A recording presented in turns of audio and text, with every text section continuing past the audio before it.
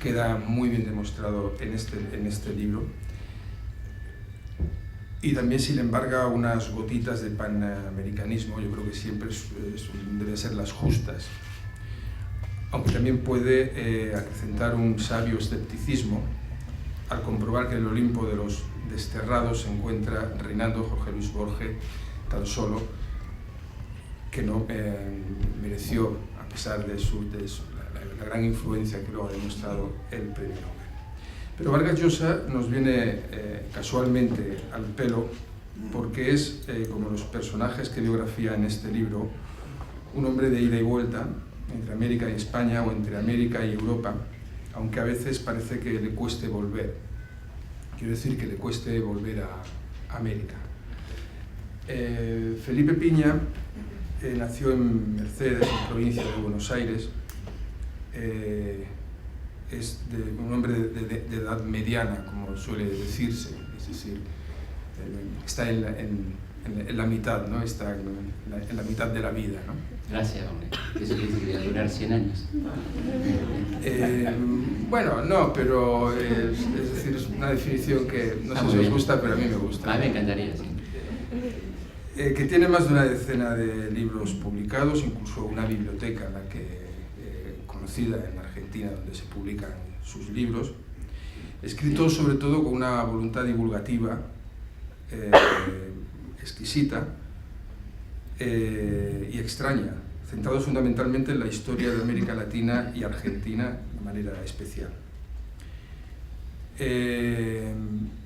Y con una intención que yo creo que es lo que define su tarea como historiador y de manera especial este libro, con la intención de que la historia despierte más interés que la propia ficción. Quizás aquí se pueda producir ya un debate, ¿no?, sobre los límites, cómo debe ser utilizada la historia para novelada y qué tiene la historia, digamos, en sí misma de novela cuando es escrita 200 años después. Es un tema, yo creo, que al propio Piña le preocupa y que yo creo que de alguna manera quiere resolver la manera de tratar los personajes.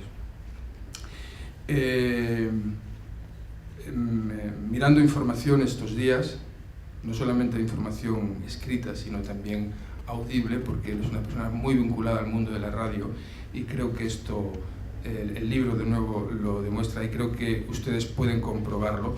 De aquí a un rato, quiero decir, si preguntan.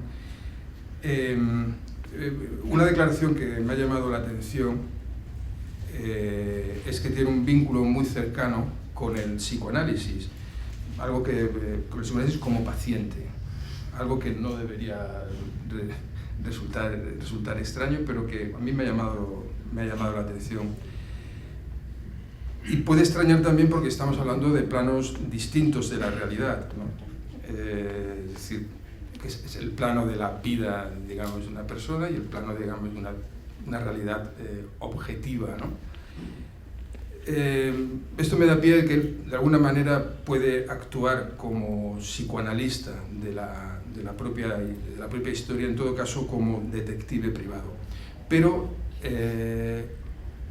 me llamó mucho más la atención por el hecho y por la declaración que encontré, digamos, digo claramente, lo encontré en YouTube, que está al alcance de todos, de que el psicoanálisis le abrió hacia un espacio de tolerancia, ¿no?, que para un historiador es importante, porque un historiador debe manejar fuentes y fuentes directas, y creo que esto le propició que se acercara hasta fuentes incluso indeseables, pero necesarias para el relato histórico.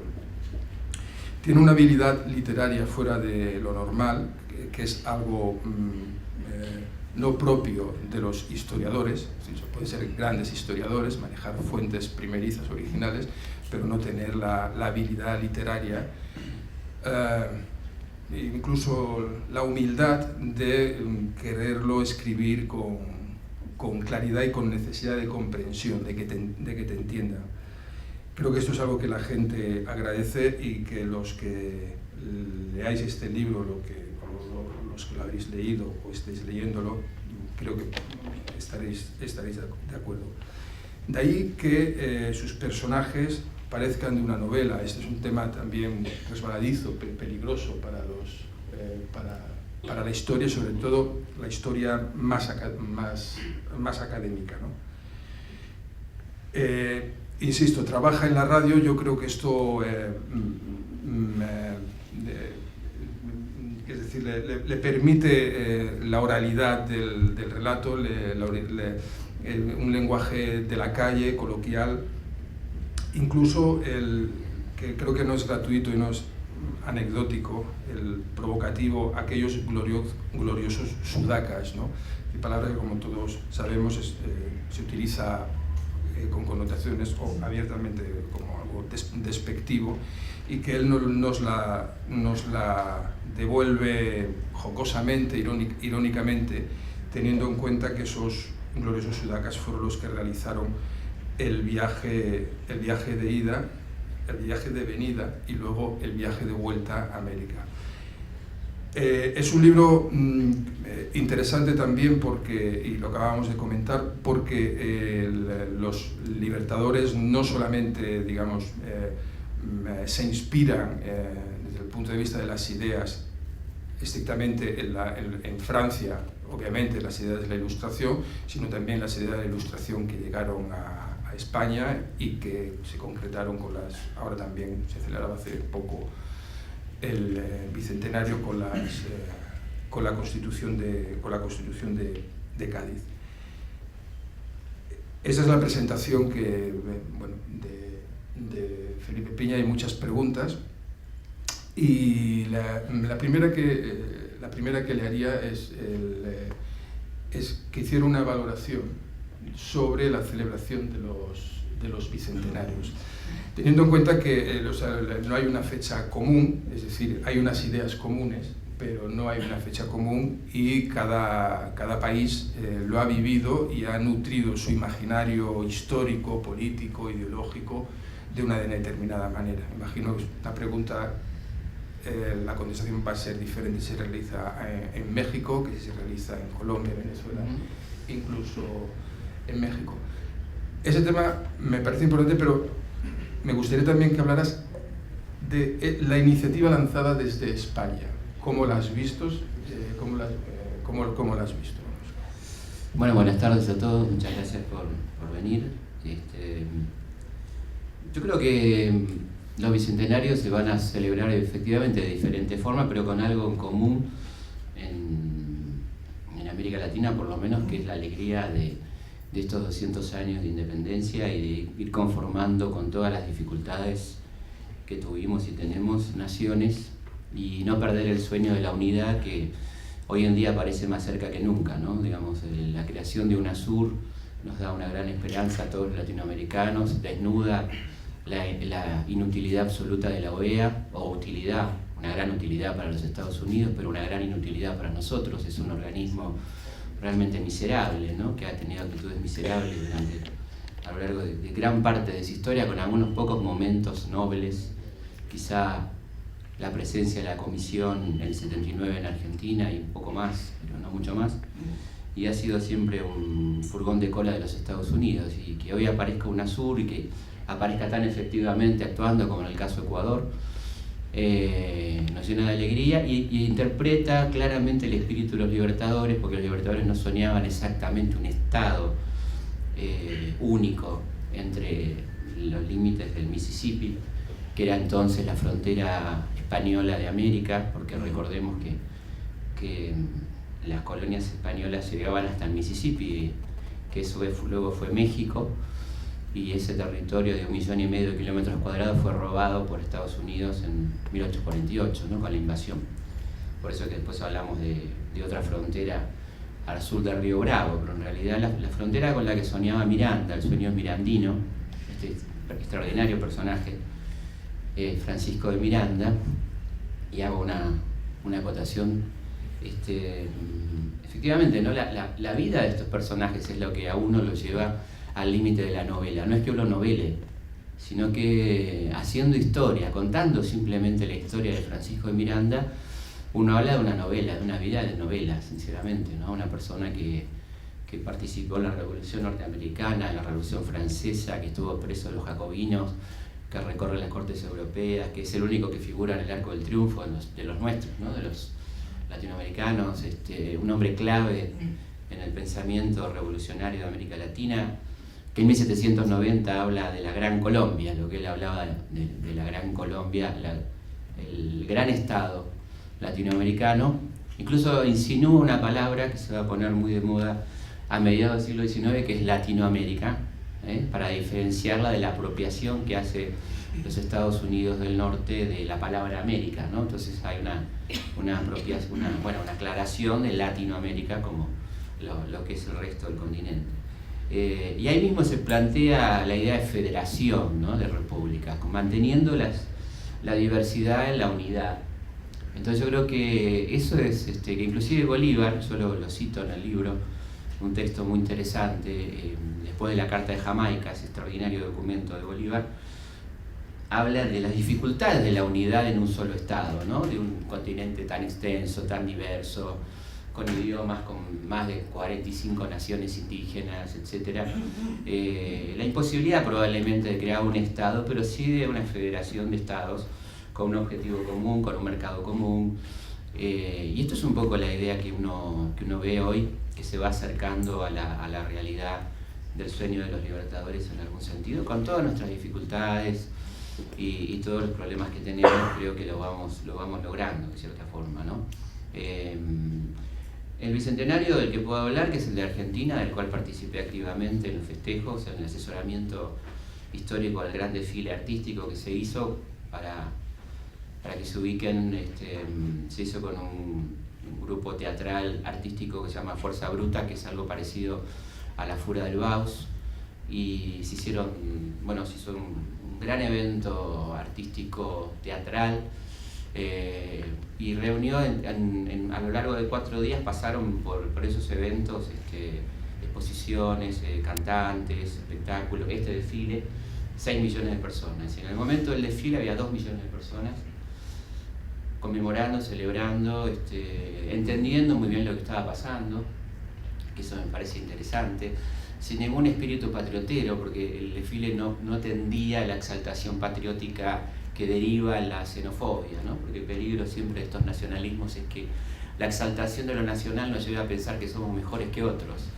Y en ese sentido hubo mucho cuidado, por lo menos de nuestra parte, de hablar de unidad, de la diversidad, de reconocernos nosotros mismos una nación tan grande, diversa, ¿no? Con más de 60 comunidades extranjeras, 14 naciones indígenas.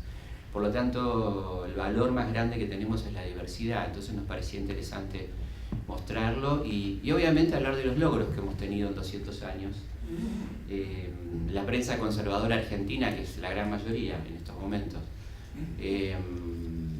exaltaba el 1910 como el gran momento de la Argentina, como el momento, diciendo que la Argentina estaba mucho peor hoy que en 1910, lo cual es una falsedad por donde lo miremos, en estadística, en derechos sociales, laborales, civiles, para decir 2 o 3 cosas, ¿no? En 1910 no había ley electoral, las mujeres no votaban, faltaban 37 años hasta la ley de Eva Perón para el voto femenino, no había leyes laborales prácticamente, los niveles de miseria eran infinitamente mayores a los actuales. En la semana de celebración del 25 de mayo, del primer centenario, hubo 4.000 detenidos, quemas de imprentas socialistas, de imprentas anarquistas, ley de residencia, de expulsión de extranjeros, ¿no? Entonces, evidentemente también es reconocer que estamos mejor, que hemos avanzado, que nos falta muchísimo por hacer, por supuesto. Pero la gente festejó y entendió que era un festejo de unidad, me parece a mí. No era una cuestión política ni de reivindicación de un gobierno, sino que era una cuestión de mucha unidad, y el espíritu que se vivió fue extraordinario y no hubo un solo incidente en 2 millones de personas en la calle, lo cual es bastante extraño, ¿no? No pasó nada, absolutamente nada malo, pasó algo muy bueno. Y creo que ese debería ser un poco el espíritu de estos 200 años, ¿no? Evidentemente no hay en estos festejos un espíritu revanchista anti-español, por ejemplo, no es la idea, ¿no? Que estamos enojados a 200 años, sino más bien hablando de nosotros, qué nos pasó, recordando cómo fue aquello. Y eso creo que es muy interesante, ¿no? Ahora que dices esto sobre el espíritu revanchista, es cierto que hay una cierta obsesión por la historia, es decir, ¿qué responsabilidades, hasta dónde pueden llegar las responsabilidades a ciudadanos como nosotros que ni éramos proyecto hace 200 años? Yo creo que hay... ¿Dónde paran las responsabilidades? Se lo pregunto a un argentino, sí, digamos que está embargado en un proceso complicado, como es todo sabido. Yo creo que las responsabilidades tienen que ver con cómo se asume la continuidad histórica, ¿no? Digamos, en la medida que los pueblos... claramente uno distingue entre los gobiernos y los pueblos, ¿no? Las continuidades históricas tienen que ver con eso. Hemos tenido muchos momentos de solidaridad mutua, argentinos y españoles, durante la Guerra Civil. Argentina ayudó muchísimo a la República, se hicieron colectas y vino gente a pelear a las brigadas, y en los momentos de nuestro exilio tremendo, España fue muy generosa con nosotros, y en otros momentos no, como en el 2001 cuando gobernaba. Y llegamos a estudiar con libros que se editaban en Argentina. Sí, siempre nos recuerda y nos da mucha alegría. El Nano Serrat siempre recuerda que leyó a Miguel Hernández en ediciones argentinas, ¿no? Porque bueno, aquí no lo podía leer. Bueno, así que yo creo que la gente tiene claro que una cosa es el pueblo, otra cosa es el gobierno, ¿no? Y cuáles son las continuidades históricas de esas reivindicaciones. Entonces me parece que las responsabilidades de los estados en algunos casos siguen vigentes. Voy a dar un ejemplo muy reciente, ¿no? Los experimentos que realizó Estados Unidos en Guatemala con 1000 guatemaltecos a los que se inoculó la sífilis y la gonorrea, y lo único que recibió el Estado guatemalteco fue una disculpa de la señora Clinton. Yo creo que por lo menos deberían construir un hospital, ¿no? Digo, como mínimo, digamos. La disculpa, la verdad que a esta altura mucho no sirven, ¿no? Ahí hay una responsabilidad del Estado norteamericano que continúe, que no caduca, como los crímenes de lesa humanidad no caducan, ¿no? Entonces yo creo que más bien aquella gente que sigue sosteniendo que en América Latina no hubo un genocidio, bueno, es solidaria con los conquistadores, ¿no? No así una gran parte del pueblo español, la gran mayoría que no piensa lo mismo. Así que me parece que pasa por ahí, ¿no? Esto. Yo creo que es un poco, ese es el límite, me parece. La gran tarea de los historiadores es rebatir los mitos que se construyen. Sí. ¿Y cuál es el mito fundacional de América Latina que habría que desmontar desde la historia?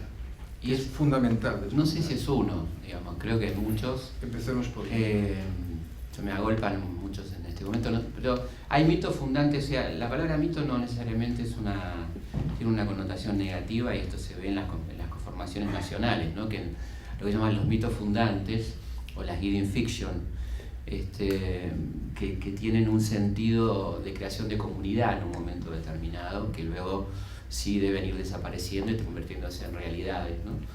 Pero yo creo que hay un mito que fue positivo, que fue el mito de la gran promesa, el mito de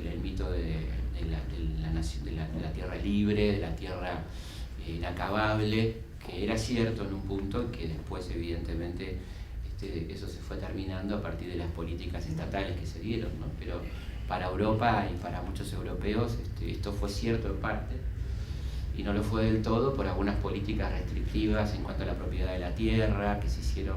Hablo del caso que más conozco, que es Argentina, donde a la vez que se hizo una ley de inmigración como la ley Avellaneda en 1875, a los 4 años se lanzó la campaña del desierto por el general Roca, que terminó apropiándose para 600 familias de 30 millones de hectáreas, ¿no? Entonces evidentemente había una gran contradicción entre aquel mito de la tierra sin límite y la tierra para todo el que la quisiera trabajar, y la realidad de un Estado apropiador, ¿no?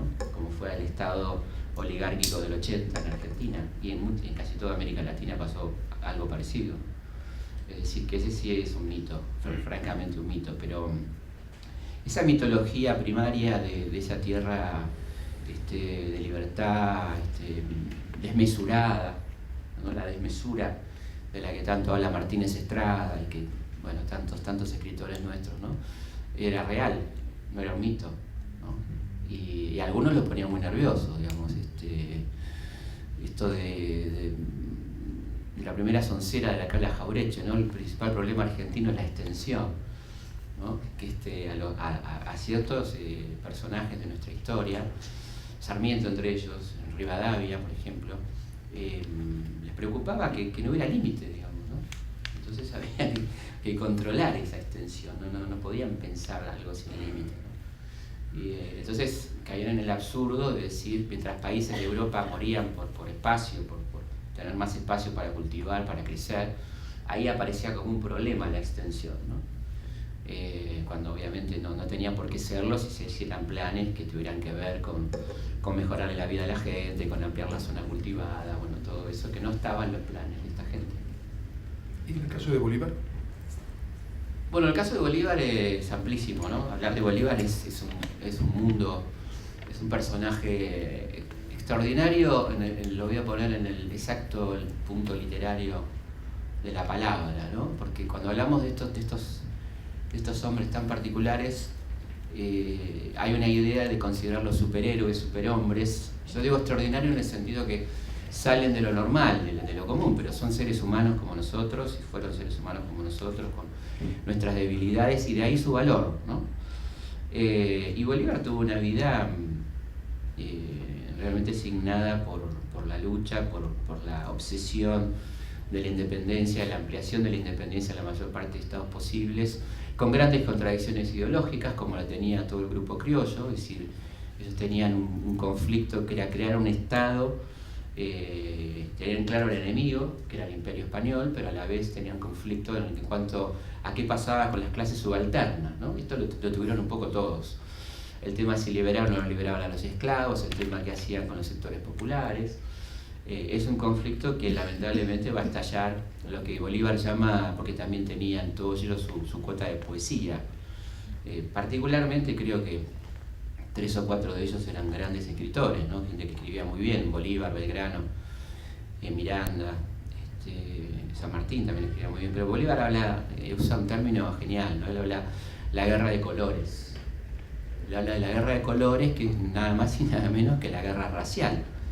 Se habían asustado mucho ellos con la extraordinaria revolución haitiana, ¿no? Una revolución olvidada por la historia absolutamente, ¿no? La primera gran revolución americana triunfante, porque la primera gran revolución americana, por supuesto, es la de Tupac Amaru, ¿no? En 1780, pero en 1790 comienza el proceso de revolución en Haití, con Toussaint Louverture, Pétion, donde triunfan los esclavos toman el poder, ¿no? Y hay una guerra racial, porque evidentemente la mayoría negra derrota a la minoría blanca, instala un estado republicano, la primera república latinoamericana, es decir, la primera república de América es los Estados Unidos, y la primera república de Latinoamérica, por ser francoparlante, Haití, es Haití. Y ahí los esclavos toman el poder. Entonces esto era un ejemplo tremendo para los Estados Unidos, un pésimo ejemplo. De hecho, va a ser uno de los grandes enemigos de Estados Unidos Haití, lo va a bloquear, le va a hacer la vida imposible a ese gobierno, hasta finalmente ocuparlo militarmente a principios del siglo XX, ¿no? Entonces, la relación de Bolívar, por ejemplo, con Haití es una relación ambivalente. Por un lado, él se exilia una vez en Jamaica, otra vez en Curazao, otra vez en Haití, y en Haití es en definitiva el único país que apoya económica y militarmente a Bolívar.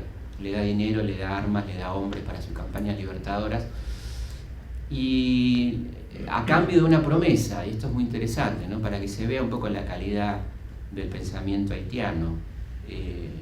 Lo único que le piden, no le piden ni siquiera que le devuelvan ese dinero, sino que cada país que libere a los esclavos, decrete la abolición de la esclavitud, cosa que no se va a cumplir, ¿no? Del todo, digamos. Esta es una cuestión interesante, y tiene que ver con las clases sociales a las que pertenecen la mayoría de los libertadores, que le crea un conflicto de intereses con respecto a qué hacer con esos sectores realmente muy combativos, porque muy contrariamente a lo que se cree por la visión tan eurocéntrica de la historia, los negros, los afroamericanos fueron muy rebeldes y tuvieron infinidad de rebeliones en América Latina. La más famosa, obviamente, la de Brasil, de Palmares, donde se crea la República de Palmares, pero también la de Cartagena, donde hay una república donde el propio rey tiene que reconocer por un tiempo la autonomía de esa república, ¿no?, de negros. Es decir, que no era solamente una cuestión racial, sino saber que era un sector beligerante de los sectores populares. Y de alguna manera esta indefinición es lo que le va a traer problemas a todos ellos, a Bolívar, a San Martín, a O'Higgins, digamos, qué hacer con los sectores populares, que va a terminar estallando luego en la guerra civil, ¿no?, en la disgregación de estas repúblicas a partir de las definiciones políticas que va tomando esta élite en el poder, ¿no? Sí, pero aquí citas a Juan Bosch, que lo citas como el gran historiador, aparte de un gran presidente dominicano, ¿no? Dominicano y fue como la mejor biografía posiblemente de Bolívar. Cita al propio Bolívar y dice que las contiendas domésticas de América nunca se han originado de las diferencias de castas, sino estrictamente políticas. Me da un contenido, digamos, de divergencia política ilustrada clásica. Exactamente, no entraban en discusión, o sea, como que estos sectores no participaban de la política, había que dictarles política, no hacerlos participar de la discusión. Esa discusión se resolvía en la élite que estaba gobernando, ¿no?, los sectores de la élite que gobernaban.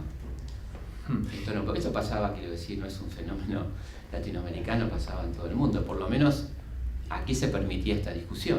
En otros lugares ni siquiera se discutía el rol de los sectores populares, ¿no? Y esto es muy interesante porque sí hubo dentro de la élite, por ejemplo, en la Revolución Argentina, en la Revolución de Mayo, sectores que sí estaban a favor de la participación popular, ¿no? Mariano Moreno, Juan José Castelli, Bernardo de Monteagudo, ¿no?, un hombre que va a ser secretario de Bolívar y que va a ser el hombre que lleva adelante la política más radical de San Martín en Perú, y que luego lo va a heredar como secretario Bolívar cuando San Martín se retira. Es el hombre que es el que logra la libertad de los esclavos, el fin de la Inquisición, la expropiación de las tierras eclesiásticas vinculadas a la Inquisición, o sea, y una política hacia los sectores populares muy definida y muy clara, ¿no? Sí que esto es lo interesante, este debate que se da a la hora de la toma del poder, ¿no? ¿Qué hacer con ese poder? Uno, leyendo las biografías, efectivamente la de Miranda es una novela. Yo además personalmente no lo conocía, es decir, no sabía quién era, ¿no? Es decir, pues, San Martín, Bolívar, etcétera, ¿no? Uno piensa que... Bueno, perdón, ¿sabes que cuando fuimos a grabar un programa ahí al Arco del Triunfo y le preguntamos a la persona que es el guía dónde estaba el nombre de Miranda, no tenía la menor idea dónde estaba. Tuvimos que encontrar nosotros a Miranda, ¿no? Y está ahí, y es un desconocido, efectivamente. No, que uno piensa que determinadas biografías leídas en un colegio apasionadamente y echándole un poco de literatura y fervor, acaba construyendo algo que por otra parte los españoles, vamos, no podemos dar lecciones a nadie, ¿no?, porque hemos tenido un caudillo y así se denominaba, ¿no? Que es el proceso de la creación de un caudillo. Sí. Explícanos cómo es ese proceso. Imagino que es largo, pero sí, las claves, ¿no? Quisiera separar, por favor, a los libertadores del caudillo. Sí, no, pero...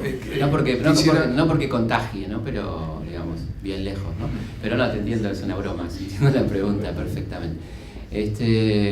Sí, la construcción se parece, el endiosamiento, la perfección del hombre que nunca ha cometido un error, que tiene la posibilidad de llevar adelante él solo todo esto.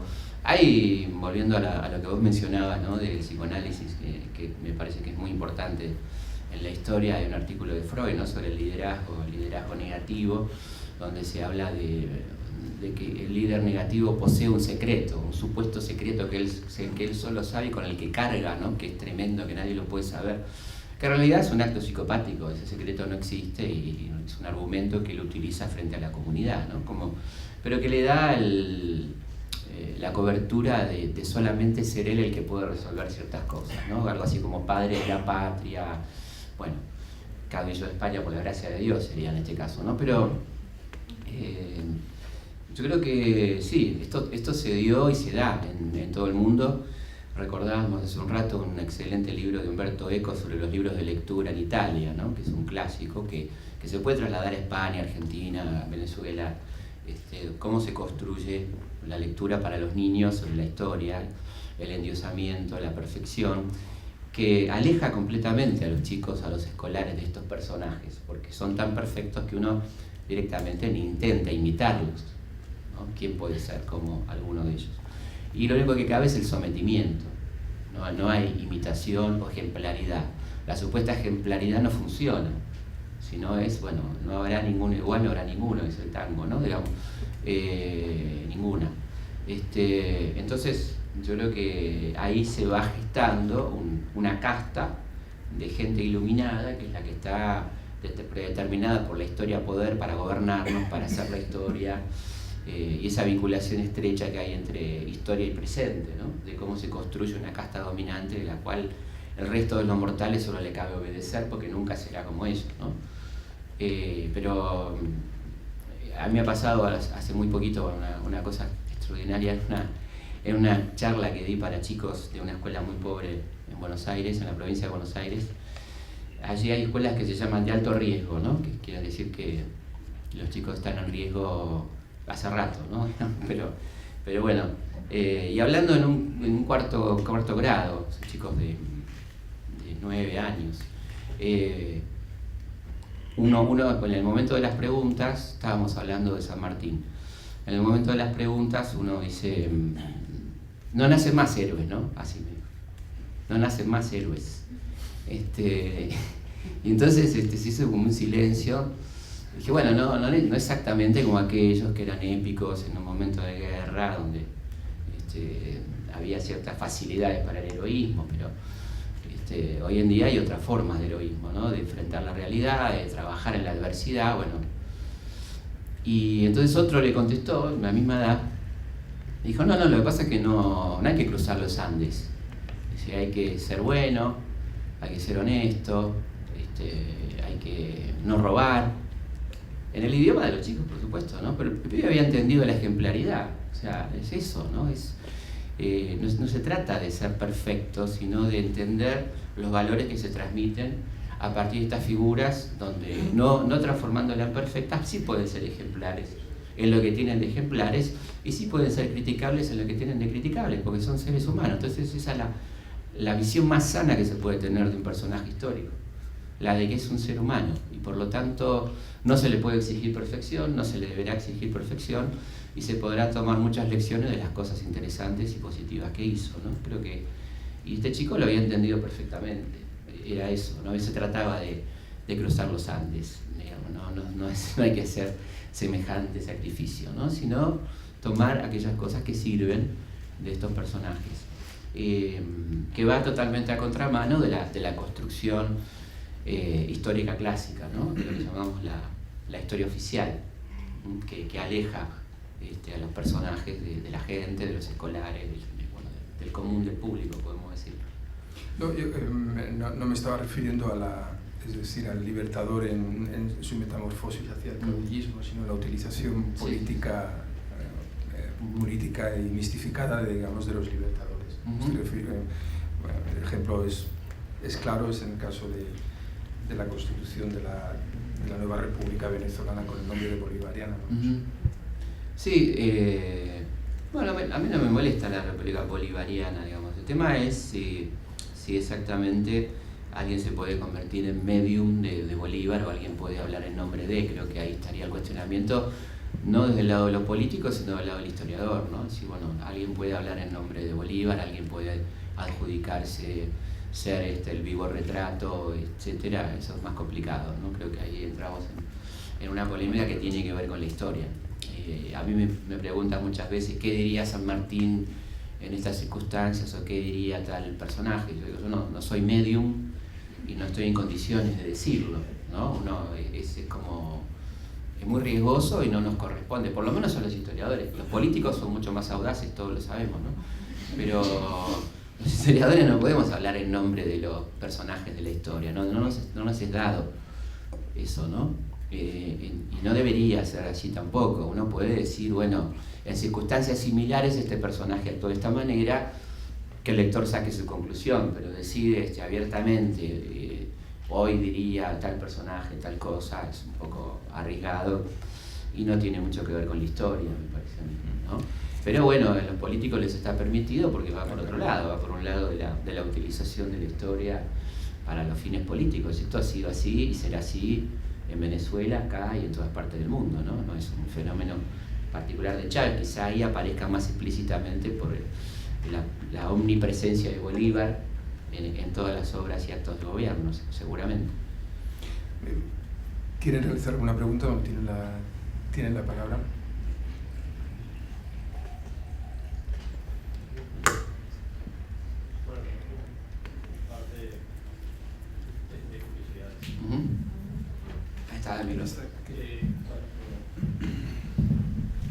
Me llamó la atención cuando leí en la agenda de Iberoamérica el nombre de tu libro, ¿no? Porque, pues claro, me lo tomé bien, pero quiero que extiendas un poco si estudiaste para el título, ¿no? Libertadores de América, aquellos gloriosos sudacas, ¿no? Y pues, sí. así lo que comentaba Manuel. Y por otro lado, porque además de estar en la radio, también estás en la televisión. Es un programa, me comentó un paisano tuyo que allí se ve mucho tu programa. ¿Lo tienen en primera línea, o sea, en un horario estelar? Sí, es un programa que llamó Algo Habrán Hecho, que ahora justamente la semana que viene se da de vuelta a los 12 capítulos en prime time también, y midió 25 puntos en su momento. Y sí, la verdad que fue una alegría muy grande para nosotros hacer un programa de historia y que tenga ese nivel de audiencia, ¿no? Y también en lo personal fue una alegría para mí que un término odioso como Algo Habrán Hecho, que era usado durante la dictadura para decir que los perseguidos estaban bien perseguidos porque algo hicieron, ¿no? Darlo vuelta y contar por qué fueron perseguidos los que fueron perseguidos, o los que fueron borrados de la historia, o los que fueron ninguneados en estos 200 años. Entonces fue como un doble placer para nosotros, una gran alegría, y se dio un fenómeno realmente muy interesante, que tuvimos una gran audiencia infanto-juvenil, muchísimos chicos y muchísimos jóvenes. Se daban fenómenos de que se juntaban los amigos a comer un asado o una pizza como si fuera un partido del mundial, a ver el programa.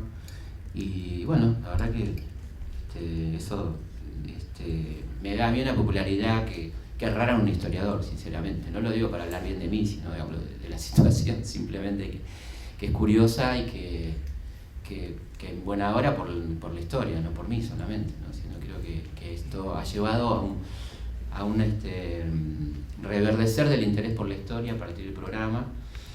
Y algo muy lindo que pasa es que los chicos son los que llevan los DVD del programa, muy pirateado en Argentina, muy pirateado, cientos de miles de copias piratas, y los llevan a la escuela los chicos, o sea, no los distribuyó el ministerio ni nadie los compró, y son los chicos los que lo quieren ver con sus compañeros o las maestras, y eso es muy interesante. Y desde ya que es un programa que no pretendió jamás contar la historia en su totalidad, sino más bien con un afán polémico, describir algunas situaciones para que se puedan debatir.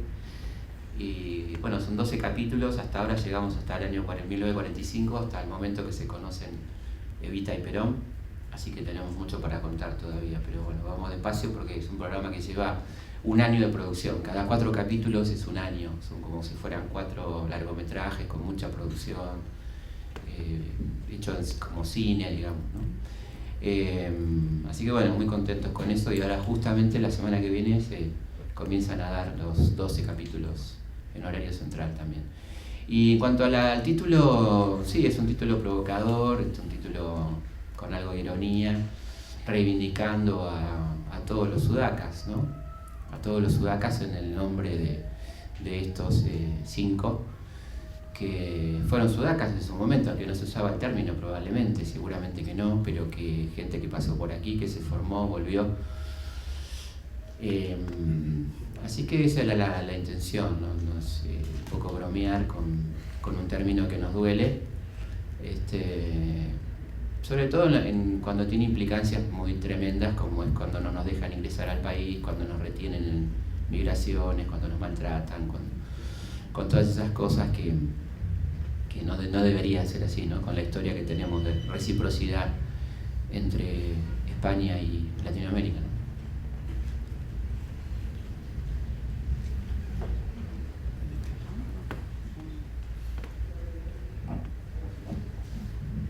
Esta inquietud que tú estás relatando ahora, de ir a trabajar con los niños a las escuelas y hacer una especie de revisionismo histórico. Sí. ¿Oficialmente no se trabaja eso? Oficialmente no, el ministerio, o sea, no. ¿Seguimos con la historia de Mitre? No, para nada. No, el ministerio, el enfoque que da hoy en día el Ministerio de Educación de Argentina es otro. Hay buenos libros, pero bueno, no han comprado este material, pero la verdad que no hace falta, porque lo lleva la gente sola. Claro, pero bueno, pero por ejemplo, tú encontraste un eco magnífico en todo eso. Encontraste una recepción. Sí, bueno, digamos, a mí la verdad que yo prefiero, sinceramente, honestamente, prefiero que sea la gente la que lleve los libros y no que vengan de arriba, ¿no? Como obligatorios o sugeridos. No, pero por lo menos es una orientación oficial. Sí, no está dentro de los recomendados, aunque hablando con funcionarios a todos les encantó el programa, les gustó, pero el ministerio no lo ha adquirido. Pero la verdad es que el resultado es como si fuera, porque lo lleva la gente y lo ve mucho. Pero no se está enseñando, obviamente no se está enseñando la historia de Mitre, ¿no? Yo creo que está cambiando mucho eso. Porque además está cambiando desde el mejor lugar, desde el lugar de la demanda.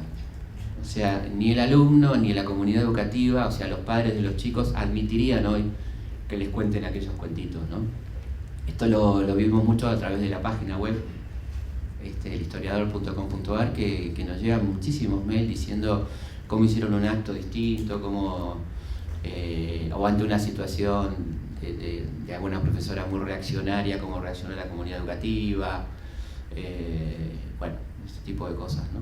Que todavía hay mucho que trabajar desde ya, ¿no? Ustedes saben que hace un par de años se había salido una resolución, bastante más de 6, 7 años, una resolución de conmemorar el 24 de marzo, el día del golpe de Estado en Argentina, y en una escuela de Buenos Aires, de la capital, una directora pro dictadura homenajeó a la dictadura, porque decían conmemorar, ¿no? Entonces ahora se hizo una reglamentación que dice de qué se trata esto. Yo creo que por eso a veces el reglamentarismo, si no va acompañado con una acción, se queda en la ley nada más, ¿no?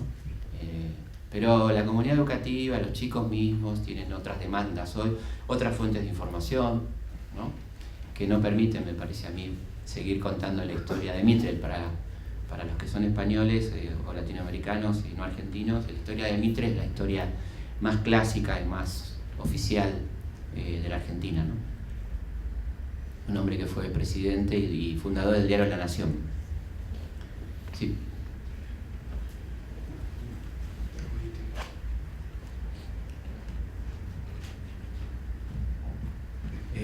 Gracias por la explicación y toda la descripción que hiciste ahora, me pareció muy interesante y también, no sé si de pronto me equivoco, también felicitarlos por el video que hicieron en History Channel. Sí. No sé si tú Unidos por la historia. Sí, la verdad que una muy linda experiencia, 10 capítulos con mi colega Pedro Palou, mexicano, que contamos los 200 años de historia de América Latina por History Channel, lo que aquí sería el canal de historia, ¿no? Sí, creo que lo van a pasar aquí, me parece que lo van a pasar. Sí, muy interesante. Lo vi por internet. Sí, aquí sí, se puede ver por internet, así que Sí, YouTube nos salva a todos. A todos. Sí, fantástico. Sí. La otra cuestión es la siguiente. En América, a mi modo de ver, estamos teniendo un problema como que un neocaudillismo guiado por encuestas, que nos está ocasionando un inconveniente, que es que nos estamos centrando quizás en un individuo nada más, y en las políticas de un individuo que, hombre, quizás sean buenas, quizás sean malas, pero que desafortunadamente se quita el individuo y de pronto tenemos el riesgo de ser más recalcitrantes con lo que viene porque crean odios, entonces no sé qué opinas con respecto a que de pronto es más importante guiar eso hacia hacia unas políticas y que el caudillo como tal sea las políticas y no el individuo. Un poco, lamentablemente hay que decirlo, el ejemplo más plausible de eso, hace poco hicieron un documental aquí muy interesante en un canal que se llama 4, unos chicos de REC hicieron que iban a las, como una especie de favelas que hay en Caracas, y mostraban que ahí en Caracas la gente decía, si quitan a nuestro líder se muere, y resulta que es un hombre, igual puede durar, 100 años no puede durar, entonces a los 100 años ¿qué? O a los 70 que dure ¿qué? Se va a morir, y ¿qué pasa con las políticas? Entonces eso, y desaprovechando también esta crisis mundial que nos está dando, que sería bien interesante con lo que tú dijiste, la UNASUR, que me parece fenomenal, y el liderazgo de Ecuador creo que está siendo muy bueno, pero estamos desaprovechando esa oportunidad, no sé qué... Sí, estoy completamente de acuerdo, me parece que es muy peligroso y que esos liderazgos extremos personales son peligrosos. Son necesarios a veces al inicio de un proceso con sociedades muy complejas, pero termina siendo nocivo, sobre todo en la continuidad, ¿no? Porque ¿qué pasa si hay un magnicidio, como bien decís? Ahora mismo en Ecuador, no se sabía cómo seguía el proceso en Ecuador sin Correa, ¿no? Así que sí, estoy completamente de acuerdo. Me parece que hay que tender a la formación de cuadros intermedios, medios, a ampliar la participación popular realmente en esos procesos, ¿no? Donde no todo quede centrado en una persona, porque eso es extremadamente peligroso. Y sí, parece que es así. Además, el tema de la crisis que vos señalás es fundamental, ¿no? Cosa que por supuesto la prensa europea no refleja en absoluto, ¿no? Cómo América Latina sorteó la crisis bastante bien, ¿no es cierto?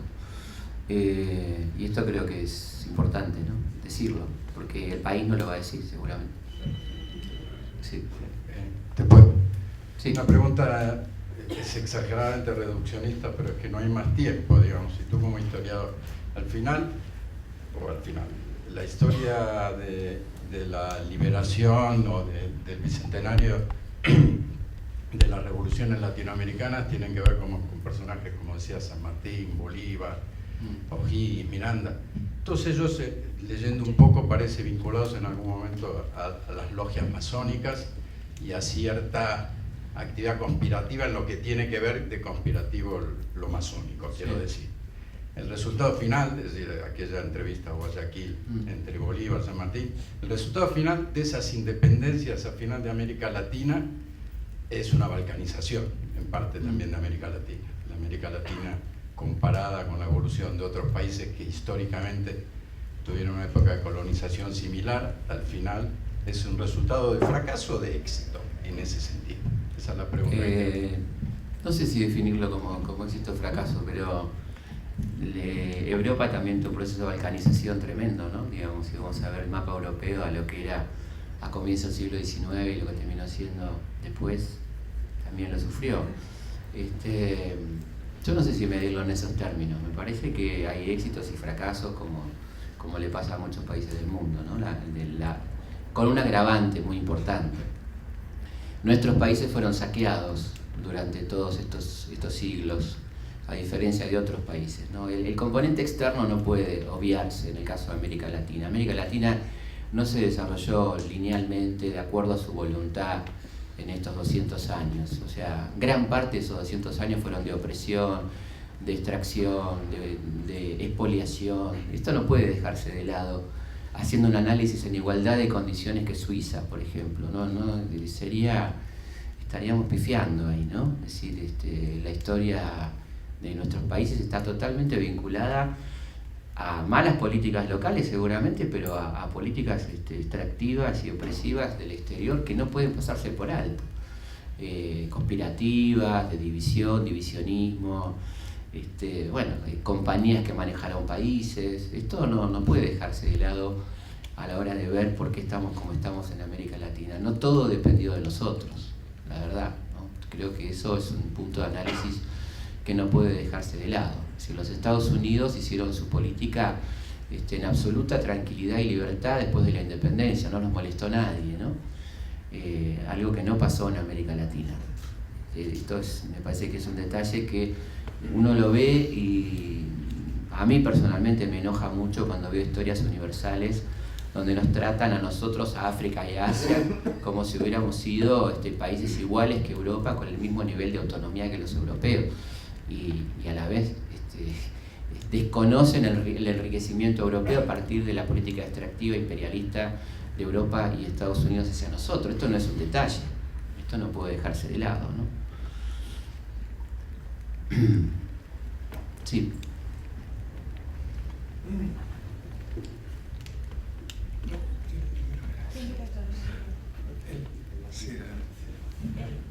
Sí, pero he visto primero, creo que sí. Mira, no sé cómo plantearte la pregunta, pero sí, muchas cosas. Yo soy ecuatoriano, ¿no? Y con lo que recientemente ha pasado en Ecuador, no sé si tú piensas que estamos buscando una segunda independencia, en donde el pueblo quiere independizarse de la clase oligarca que fue apoyada por Europa, que nos ha tenido todavía bajo su mandato, ¿no? Y que ahora con estos nuevos caudillos que tenemos, que claro, que yo creo que están respaldados con constituciones muy más responsables y muy progresistas, ¿no? Con una posición de España que la verdad que desde mi punto de vista no ha cambiado mucho desde hace 200 años, ya que todavía sigue viendo más de Europa que a nosotros, como una fuente de desarrollo, ¿no? Ahora que tenemos a Brasil en plena expansión es cuando comienzan a tener interés, ¿no? Y viéndonos más como un mercado y no como unos socios que nos... ¿no? Y la alternativa, y teniendo alternativa ALBA, que es una alternativa más concreta, que concreta mucho más que Mercosur, que UNASUR, porque en UNASUR, al tener diferentes frentes de derecha, izquierda, diferentes posiciones,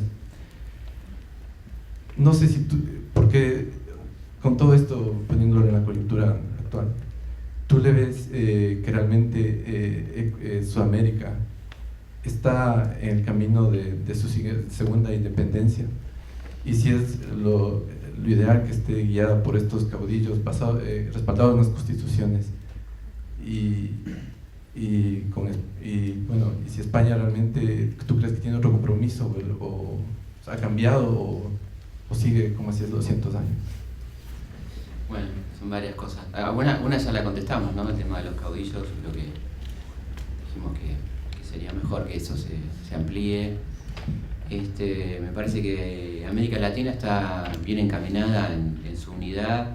En gran parte de América Latina una política económica expansiva, productiva, volcada hacia adentro. Por primera vez, lo dijo el otro día la CEPAL, América Latina está creciendo y ha destinado más dinero a sus políticas internas que al pago de deudas. Esto es por primera vez en muchísimos años. En una crisis mundial tremenda como la de septiembre de 2008, América Latina sortió esa crisis con políticas no tradicionales, que son las políticas que lamentablemente sigue Europa, ¿no? Despidos, lo que dice el Fondo Monetario, secar la economía, usar el dinero del Estado para salvar los bancos y no salvar a la gente, ¿no? Esto ya lo vivimos nosotros, ¿no? Y terminó todo como terminó. Entonces estamos como curados en salud en ese sentido. Y en cuanto a la actitud de España, creo que sí, que es una actitud más europea, y cuando nos miran o nos han mirado ha sido generalmente como una fuente de interés, por algún motivo de interés económico, ¿no? Pero no me parece que cumpla el rol que uno esperaría, autoproclamado por España muchas veces, de lo iberoamericano, de la comunidad iberoamericana, ¿no? Esto no se cumple. Desde mi punto de vista, creo que la de muchos latinoamericanos. Es una pena, sinceramente, porque hay demasiados lazos en común, ¿no? Pero bueno, yo creo que eso tiene que ver también cómo se nos mira, ¿no? Uno leyendo la prensa europea, viendo la media europea televisiva, nosotros no existimos salvo que haya un terremoto, una catástrofe, se hunda, venga el volcán Krakatoa a América Latina, ¿no? Si no, no existimos. Tampoco nos importa mucho existir, digamos, en ciertos lugares, pero me parece que es una mirada demasiado egocéntrica, demasiado ombligo del mundo, Y yo creo que les vendría muy bien, sin ninguna soberbia lo digo sinceramente. En este momento Europa, a algunos países de Europa les vendría muy bien mirar para América Latina para no cometer errores que se cometieron en América Latina y costaron muchas vidas, mucha sangre, mucho dolor, ¿no? Seguir por ese camino que podemos resumirlo en el camino fundamentalista, sabemos cómo termina, ¿no? Entonces, simplemente como consejo, miren América Latina, que tiene cosas para enseñar, aunque siempre parezca que es al revés.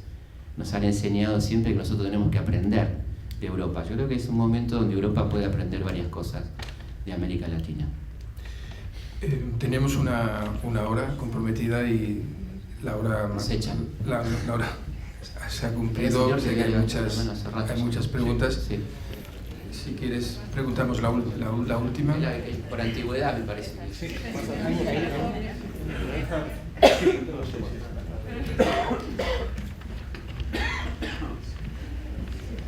Bueno, yo quería hacer un par de preguntas de tono más histórico y, bueno, te agradezco. En relación a la reflexión, bueno, parece que esto no funciona, en relación a la reflexión que has hecho ahora, donde yo creo que sí se mira bastante América Latina, por lo menos desde España, y que esa es nuestra ventaja comparativa, y que de hecho muchas veces tenemos también un factor a favor, que tenemos una visión global del continente. ¿No? O sea, muchas veces, por ejemplo, desde Buenos Aires no hay una visión de Paraguay, no hay una visión de Perú, y entonces ese factor nodal que se está desarrollando en España creo que es interesante. Pero quería hacer un par de preguntas que son las siguientes. Has hablado del miedo de Bolívar a los sectores populares y quería conocer qué lectura haces de un caudillo realista, más allá de la crueldad del personaje. ¿Qué lectura haces de glorias menos conocidas del Imperio Español? Sí, bueno, es una actitud claramente oportunista, ¿no? Que encuentra en esos sectores que fueron postergados y no escuchados y ninguneados, y que además tenían como principal enemigo a los criollos, porque en definitiva los que manejaban las haciendas y los que maltrataban y explotaban a esos esclavos eran criollos, a su enemigo más visible. Entonces, muy inteligentemente, Boves utiliza esa contradicción interna y subleva a los esclavos contra los independentistas, ¿no? Pero no creo que tenga otra aspiración que ser una cuestión oportunista en beneficio del mantenimiento de la situación colonial. No le veo a Boves mucha más intención que esa, ¿no? Sí, claro, lo que pasa es que también Boves detestaba a los criollos, ¿no? Era una clase media peninsular. Sí, bueno, todo el tema de mantuanos, canarios, toda esa cosa. Claro, pero te quería también una segunda cuestión, ¿no? Sí. Porque al final prácticamente no ha salido en la conferencia el tema de San Martín. Sí. Y además desde tu interés en el enfoque psicoanalítico. No por culpa mía. Me interesa el siguiente tema, ¿no? Yo creo que hay un gran enigma en torno a San Martín, porque no es un criollo típico. Él llega muy joven a España. Sí, niño. Incluso él pudo tener un destino alternativo donde haber nacido en Argentina habría sido algo puramente anecdótico, como lo fue para sus hermanos que hicieron carrera en España. Su padre. ¿En qué medida, probablemente, no sé si lo comentas en este libro o así que no lo voy a contestar ahora. ¿Cómo te posicionas respecto a esa hipótesis que ha lanzado otro historiador relativa a que tal vez San Martín tenía unos orígenes familiares diferentes de los que pensamos, que realmente no era hijo del oficial palentino que estuvo unos años destinado en la Argentina, ¿verdad? Y esa era la segunda cuestión. Bueno, la verdad que la hipótesis de San Martín, hijo de Diego de Alvear y una india, es una hipótesis atractiva, pero imposible de confirmar hasta que se resuelva hacer el ADN, ¿no? Así que, desde el punto de vista histórico, carece de valor. Son puras especulaciones o crónicas, digamos. ¿Qué sería de...? ¿no? Lo que sí podemos decir es que San Martín, si bien vivió gran parte de su vida aquí en España, se formó militarmente en España, también se formó políticamente en España, en la España ilustrada, en la España de gran debate liberal, donde, y esto a veces se pasa muy por alto, ya existían las reuniones de la Gran Hermandad Americana en Cádiz, y él se incorpora tempranamente a esas reuniones como americano, ¿no? Junto con Alvear, con Carrera y demás. Y es ahí donde él empieza a pensar bueno, no él, sino que hay una resolución de que cada uno vuelva a sus países a hacer la revolución en sus países, ¿no? Entonces yo creo que no es tan enigmático, digamos, eso, sino que tiene que ver con una resolución de aquella logia que cada uno cumple a su manera, ¿no? Entonces yo creo que es eso lo que pasó, sinceramente, y lo que digo en el libro, y hay muchísimas fuentes al respecto, ¿no? de por qué San Martín vuelve a Argentina. Bueno, no sé si ahora sí nos echamos. Sí, ahora ya casi que sí. Nada, darles las gracias y de manera... Bueno, muchas gracias.